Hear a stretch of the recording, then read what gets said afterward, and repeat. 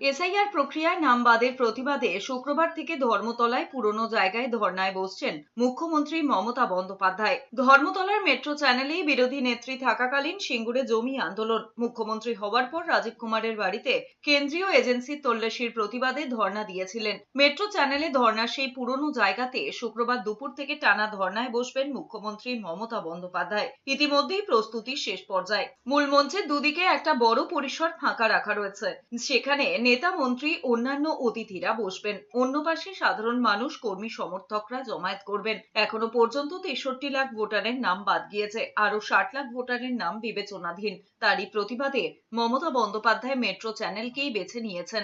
মাননীয় মুখ্যমন্ত্রী কালকে এখানে আসবেন, তাই জন্য আমরা নিরাপত্তা খতিয়ে দেখতে এলাম। সমস্ত পদস্থ অফিসাররা ছিলেন, ব্যবস্থা ঠিক আছে। এটা পুরোটাই তো ভোটারদের নিয়ে চিন্তা ভাবনা।